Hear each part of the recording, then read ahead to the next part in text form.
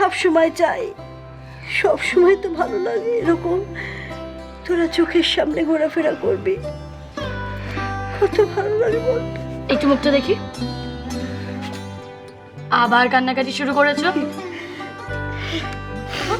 একদম নয় বাবা, বলছি আমি বলছি মায়ের ঘরটা গুছিয়ে আসি। ঠিক আছে, কান্নাকাটি করবে না কিন্তু। রঞ্জনা। হ্যাঁ মাসিমা বলুন। কুনাল, বলুন মাসিমা। তোমাদের কি বলে আশীর্বাদ করবো বলো দেখি? হ্যাঁ, আমি তো তোমাদের ঋণ শোধ করতে পারবো না। না মাসিমা, আমি পারবো না তোমাদের ঋণ শোধ না। করতে। কুনাল,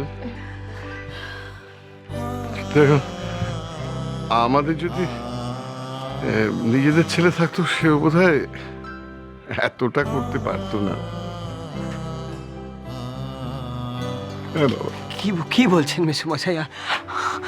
নিখিল কিন্তু নিখিল শুধু আমার বন্ধু নয়, ও আমার ভাইও ছিল। আজ নিখিল থাকলে যা যা করতো আমি ঠিক সেটুকুই করার চেষ্টা করেছি।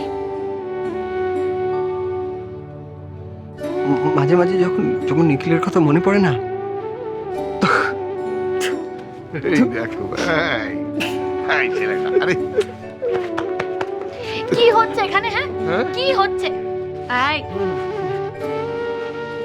শুধু ওকে আদর করলে চলবে? আমরা বুঝি কেউ নয়।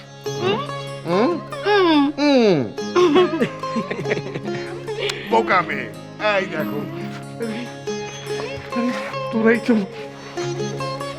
তো আমাদের সব, বলো বকুল, তোরা আছিস বলেই তো আমরা আছি।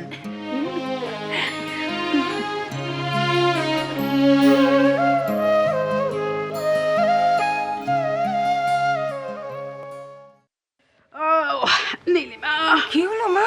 আর বলো না, সে পুরনো ব্যথাটা। বসো বসো। বসছি তো। শোনো, মৌরি কোথায়? মা, এই অবস্থাতে মৌরি কোথায়? ও বলে যায় যখন তখন মা বোনের সঙ্গে দেখা করতে চলে যাচ্ছে। আমাকে একবার বলে যাওয়ার প্রয়োজন বোধ করে না। কেন বলে যাবে? আর কাকেই বা বলে যাবে? ওর সাথে তোমরা মানুষের মতো ব্যবহার করো।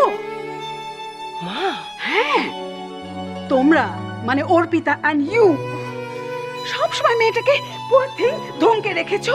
It's all Arpita's bad influence on you. এখন যাবে না তো কখন যাবে বাপের বাড়ি? মা কি খুব ব্যথা হচ্ছে? না মা, এটা একদম অবহেলা করা উচিত নয় মা। তোমার এখনই অর্থোপেডিক ডক্টরকে দেখানো উচিত। তুমি এখানে এলে কেন বলো তো? আমাকে বলে তো আমি চলে আসতে পারতাম। দাঁড়াও, আমি এখনই ডাক্তারের সাথে কথা বলছি। দাঁড়াও, অদ্ভুত তুমি। মৌরি দেওয়া তেলটা না হলে ব্যথা সারবে না। কি? হ্যাঁ, এই ব্যথা সারানো তোমার অর্থোপেডিস্টের কম্ব নয়। ব্যথাটা যদি সারে তাহলে তেলটাতেই সারবে। তার মানে ওই গন্ধওয়ালা তেলটা? মা, গন্ধওয়ালা তেল মানে it's a good medicine, very good. মনে আছে নীলিমা, মেয়েটা যেন একবার তোপের মুখে পড়েছিল, তাও হাসিটা কিরকম মুখে লেগেছিল, সারা বাড়ি গন্ধে পাগল। ময়ূরাক্ষী, ময়ূরাক্ষী, মেয়েটি বললো আর তুমি লাগাতে শুরু করলে। আমি কি করবো? এত পায়ে ব্যথা করছিল।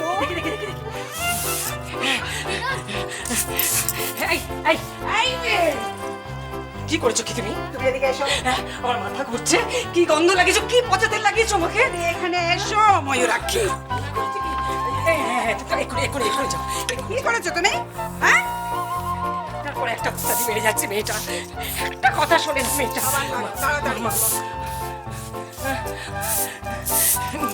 তুমি এখানে কি করছো? তুমি যাও এখান থেকে, যাও। আশ্চর্য। আর তুমিও তেমনি। হ্যাঁ, বললো আর লাগিয়ে দিলে আমার মাথা ঘুরছে।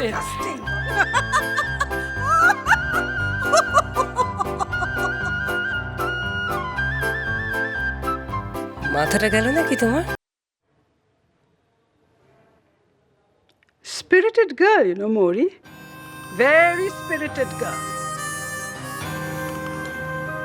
নীলিমা, এখনো বলছি ওকে মেনে নাও, প্লিজ ওকে মেনে নাও। তোমাদের শেষ বয়সে ওই তোমাদের দেখাশোনা করবে, কর্তব্যের অবহেলা করবে না কোনোদিন।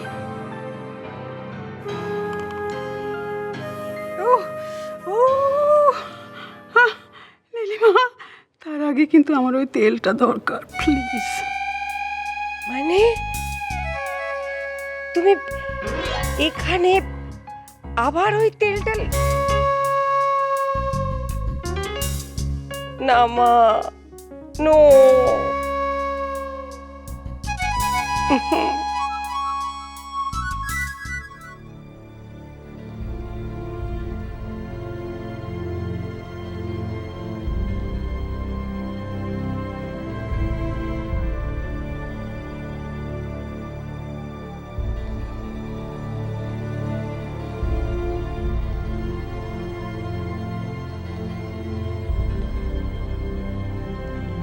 রঙ্গ নিশ্চয়ই আর খানিকক্ষণ অর্ককে আটকে রাখতে পারবে।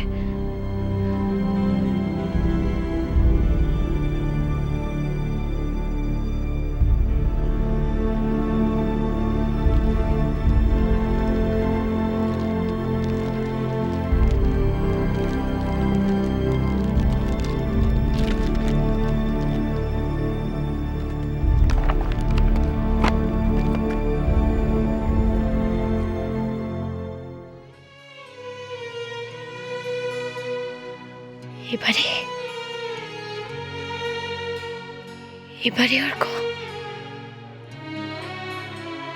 তোমাকে যে এবার মহুয়ার কাছে ছুটে যেতেই হবে। নিজের চোখে নিজের সন্তানকে দেখার পর কি করে অস্বীকার করবে তুমি? হ্যাঁ অর্ক, হ্যাঁ, এবারে তোমাকে স্বীকার করতেই হবে, বলতেই হবে,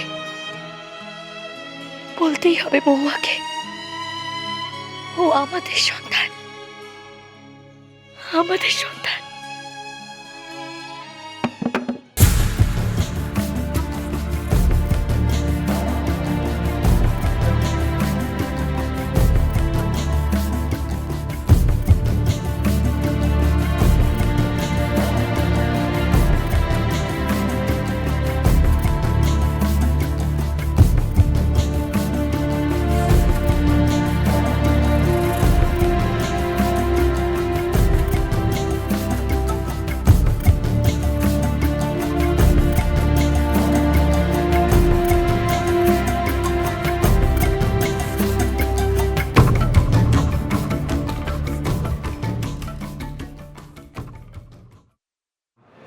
পিসি, আসলে ব্যাপারটা কি বলতো, নলিনী তো আর রোজ রোজ অফিসটা ছুটি নিতে পারবে না, তাই না? হ্যাঁ, তাহলে তুই না হয় এক আধটা দিন। চাকরিটা তো ছেলে খেলা নয় পিসিমণি, যখন ইচ্ছে হলো গেলাম বা গেলাম না। অফিসে আমাদের অনেক দায়িত্ব আছে। হ্যাঁ, কিন্তু অরিনকে আমরা একটা ক্লাসে ভর্তি করবো বলে ঠিক করেছি। সে কি? না না, আমার পায়ের অবস্থাটা এমন কোনো অসুবিধা নয়, আমি দাদু ভাইকে ঠিক দেখাশোনা করতে পারবো। আর তার থেকে না, তোমরা ওই আয়াকে একবার বলো না, যাতে করে দু একটা দিন ওই একটু সকাল সকাল। পিসি, এটা তো আসলে ঠিক দু একটা দিনের ব্যাপার নয়। ব্যাপারটা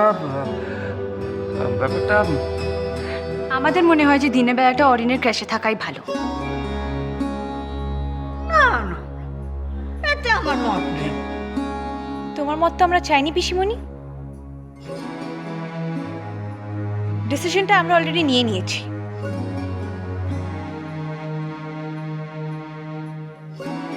মানে তোরা আমার দাদু ভাইকে সারা দিন অজানা অচেনা মানুষের কাছে ফেলে রেখে যাবি? কথাটা ঠিক সেরকম নয় পিসি। ফেলে রেখে যাব মানে? দেশের বেস্ট চাইল্ডকে প্রফেশনালসদের কাছে রেখে যাব, ওদের ট্রেনিং আছে।